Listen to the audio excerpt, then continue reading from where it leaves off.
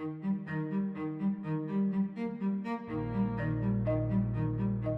Sustainable Development Goals, in order to be achieved, are going to require a lot of investment. A lot of new infrastructure is going to have to be built. A lot of new kinds of power plants are going to have to be constructed. A lot of healthcare outlays will be required. A lot of education outlays will be required.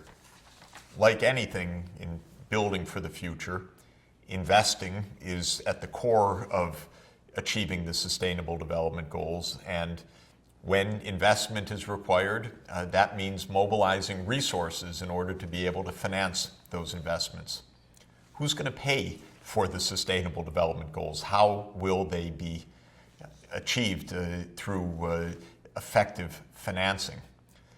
Well, in the end, we're all going to pay in some sense because we have to pay for the goods and services that are part of our lives. We pay for them through our incomes, but we do it in one of two fundamentally different ways. One is we participate in markets as consumers and suppliers. Suppliers out to make profit, consumers out to purchase goods and services.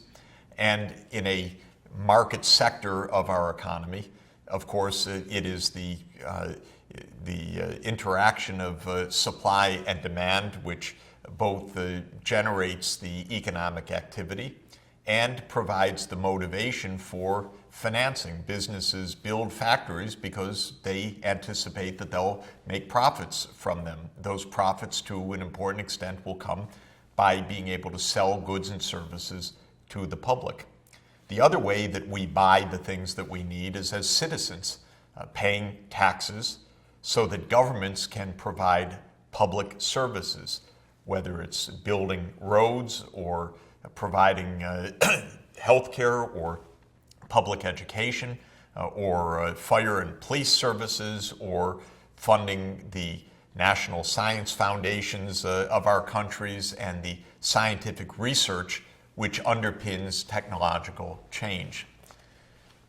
In this sense, one can say that sustainable development will be paid for by all of us one way or another.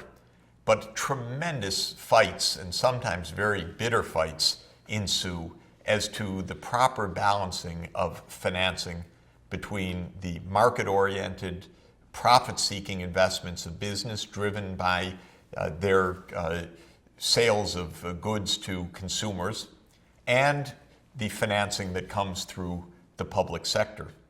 The free market philosophy says, let the markets do it. Government will waste the money or lose it or squander it in some way. Whereas advocates of public leadership say markets aren't taking on the investments in clean energy, and they don't build the infrastructure, and they're not providing health care for the poor. So we need a public approach. Of course, the truth is that these different kinds of financing, public and private, and sometimes public-private partnerships, are complementary mechanisms to finance sustainable development objectives. Some things work very well through the private sector. Other things do not. At the core of our analytical understanding of these issues, it needs to be an analysis of where the right boundaries are. What are the most effective ways to allocate responsibility for financing between market-based private sector financing and public financing? Well, we know that there are cases where the market has done brilliantly almost on its own. And I think the greatest example of this is the massive expansion of mobile telephony to all parts of the world. Here's a great technological breakthrough. We all love our mobile phones. And in a short period of time of roughly 25 years, the number of mobile subscribers has increased from some tens of millions around 1990 to more than 6 billion subscribers today, including many of the world's poorest people. This was not on the basis of a government program. This was on the basis of private providers looking for profit, making investments in base stations and other aspects of connectivity like fiber optic lines, and consumers buying their phones and buying access to connectivity. So this is an example where markets have done it, even though, of course, we should keep in mind that the underlying technologies that made this possible started with basic science, solid-state physics, quantum mechanics, and then applied engineering, much of it of which was financed by the public sector originally and then taken up by the private sector. Now, other kinds of activities in no way had the kind of dynamics of mobile phones. When it came to malaria control, when even markets plus subsidies were the preferred mode of organization for financing malaria control back more than a decade ago, the uptake was very, very small. When companies producing insecticide-treated bed nets were trying to market those bed nets to the public, they found that the poorest people absolutely were not consumers, were not customers for them, even though they needed those nets to stay alive. The fact of the matter is they were so impoverished that they couldn't afford them. And when it came to organizing the delivery of malaria control systems, community health workers, links to clinics, diagnostic services, outreach, availability and access to the right kinds of medicines, the private sector approach simply wasn't delivering. Very, very poor people, sick and dying of malaria, were not customers. They were simply very poor people, and the systems did not emerge. Then came the Global Fund to Fight AIDS, TB, and Malaria, the President's Malaria Initiative, stepped up public financing through budgets, tax revenues being collected either in the U.S. and then used as international assistance, or in the malarious countries themselves, where domestic budgets, albeit limited because of the poverty of those countries, contributed to the fight against malaria. Then much more comprehensive measures could be introduced, but not as a profit-based activity, but as a provision of social services. Well, economics teaches us a lot about where the right boundaries are. And let me mention some of the reasons why the private approach, which we'd love to be the universal one if it actually solved problems, doesn't solve problems in particular and very important cases. First, for the poor. Markets, one can say, are designed to ignore the poor. The poor have no money, or very little of it. They're not good customers in many, many cases. And markets in that case, when they feel you can't make a profit from that, pass over the poor, and the poor, if it's a question of access to health care, for example, can die as a consequence. And that's why we discuss the concept of merit goods, that there are areas of our economic life, health, education, and other areas where government should provide services, whether people can pay for them or not, because these are meritorious goods that for a number of reasons should be universally accessible. So that's one place where public financing is essential. Public financing is essential in areas where for other reasons it's very hard to recoup the returns on an investment in a direct cash sense. Consider investing in basic science. That kind of knowledge is freely available. Scientists need to publish their papers in journals that are read by everybody. The returns to science come in the broad improvement in society, in the uptake of that basic science, maybe by an inventor who then owns a patent, but the scientist doesn't patent the basic forces of nature which that scientist is discovering or uncovering in her or his research. And so basic science requires public financing because the profit motive by itself will not be sufficient. Fortunately, many countries have recognized this, even for centuries, offering prizes or grants, first from the kings and queens and princesses, now from our governments and voted by parliaments and Congress, to agencies like the National Science Foundation, which support the basic science. And public finance we know to be very important for social insurance when people are left unemployed by shifts of global markets, when they succumb to other kinds of hardships that can't be insured effectively in private markets. Government is there as a kind of social safety net. These are all reasons why public financing will be crucial for the Sustainable Development Goals, and where for poor countries that don't have a tax base adequate to meet the SDGs in their own countries, international help from taxpayers from the high-income countries will also play a vital role. Now, there are many areas where the private sector is the natural way to finance advances. The big power plants that will be built will by and large be built by private companies in the future. But in order to give the right incentives to have those investments, we know that we will need corrective pricing. For example, a carbon tax, which shifts the investments of power generation companies to wind and solar power as opposed to coal-fired power plants, for example. So even when the financing is within the private sector, a proper regulatory framework and corrective measures, for example, to put prices or taxes on social costs like pollution or carbon emissions, is very important to make sure that the private economy providing the financing is investing in the right areas, driven by market signals that are giving accurate indicators of overall social costs and social benefits. Now, there's been an ongoing debate, very emotional, I have to say, and very tense at some points, about one aspect of public finance, and that is when taxpayers in one country help to provide public services in another country through official development assistance. Some have said this kind of aid, as it's called, ODA in the technical jargon, and aid in the day-to-day discussions and debates, is ineffective.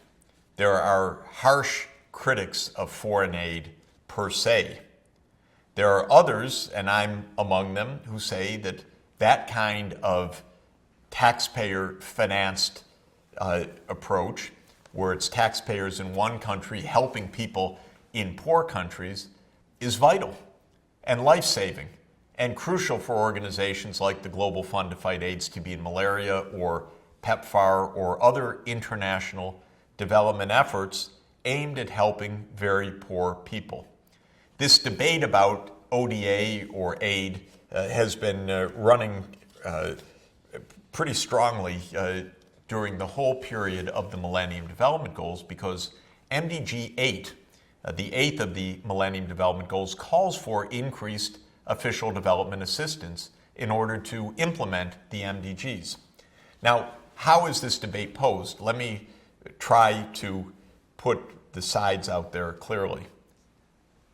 One part of the debate, I'm in that camp, says aid can be useful. Indeed, aid is vital in certain circumstances. Then there are the critics, and the critics come in a variety of areas. One camp says aid is unnecessary, let markets do it. I've just discussed why markets might not reach a lot of people, but the market optimists say let the markets do it. What happened with mobile phones can happen with other things as well. A second camp of aid skeptics says aid's wasted. It passes through too many government bureaucratic hands, and that it's inevitable that it's going to be wasted. A third argument is that aid is absolutely debilitating, not just wasted, but that it leads to a kind of dependency mentality, which is demeaning, takes away dignity, and takes away motivation. It creates a culture of handouts. And some few say, what do we care about poor people? What do we care about what's happening abroad? Just leave us alone. That's not the dominant view among the aid skeptics. Most say, well, if aid could work, we'd be all for it, but intrinsically, it doesn't work. Well, these camps have been duking it out, I would say, for quite a while. And I'd like to give, of course, a view of why I have been in the camp that says aid's important. In view of these very often legitimate positions taken by the aid skeptics. So let me try as best I can to explain my position vis-a-vis these critical views. First, I want to agree with aid skeptics. Much aid is wasted. No question about it. I can't stand some of the categories called aid when cash bills in shoeboxes are given over to local warlords because somehow they're friends in some conflict in Iraq or Afghanistan or some other place, and that's categorized as aid. And this is part of our problem in evaluation. What is counted as aid includes many different categories of things, some of which I would agree with the aid skeptics right from the start. No way that that's going to work. Keep our hands and our taxpayer dollars away from that. My argument is somewhat different. My argument is that aid can work and that it is vital in certain circumstances. It's especially vital when people are very poor and facing challenges, often life and death, malaria, AIDS, safe childbirth, safe water, sanitation, growing enough food to stay alive, that cannot be met by markets because these are not consumers that are going to give a profit, not right now, and they can't be met by the meager budgets of the poor countries. And so they need help. And then the question is it possible to help effectively without the corruption, the stealing, the inefficiencies of the bureaucracies? And my argument is yes, if it's done thoughtfully. We need to design the aid delivery systems in an effective way. Let me refer to my favorite example of this, two organizations. One is the Global Fund to Fight AIDS, TB, and Malaria, which I've discussed. The other is the Global Alliance for Vaccines and Immunizations.